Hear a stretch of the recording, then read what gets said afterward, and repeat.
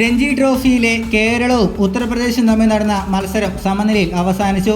മത്സരത്തിന്റെ 4ാം ദിവസം ഉത്തർപ്രദേശ് മികച്ച ബാറ്റിംഗ് പ്രകടനവുമായി പിടിമുറുക്കിയെങ്കിലും കേരളം തിരിച്ചു വന്ന് സമനിലയിൽ മത്സരം അവസാനിപ്പിക്കുകയായിരുന്നു.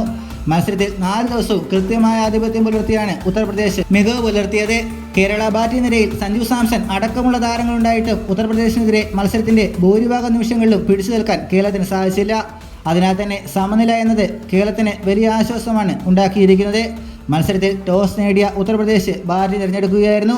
ആദ്യ ഇന്നിംഗ്സിൽ ഉത്തർപ്രദേശിനായി റിങ്കു സിംഗും ധ്രുവ് ജോറലുമാണ് ബാറ്റിംഗ് തെളിഞ്ഞത്. റിങ്കു 92 റൺസ് നേടിയപ്പോൾ ജോറൽ 63 റൺസാണ് നേടിയത്. കേരളത്തിനായി നിതീഷ് 3 വിക്കറ്റ് സ്വന്തമാക്കി.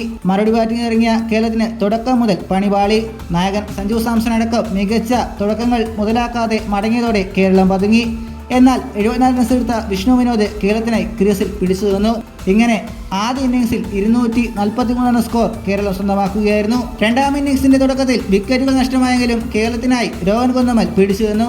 2ാം ഇന്നിംഗ്സിൽ കേരളം 72 റൺസാണ് നേടിയത്. 2 വിക്കറ്റുകൾ മാത്രമാണ് നഷ്ടമാക്കിയത്. ഈ സാഹചര്യത്തിൽ മത്സരം സമനില അവസാനിച്ചതായി പ്രഖ്യാപിക്കുകയായിരുന്നു. ഇതുപോലുള്ള പുതിയ വാർത്തകൾക്കായി ചാനൽ ഇപ്പോൾ തന്നെ മറക്കാതെ സബ്സ്ക്രൈബ് ചെയ്ത് വയ്ക്കുക.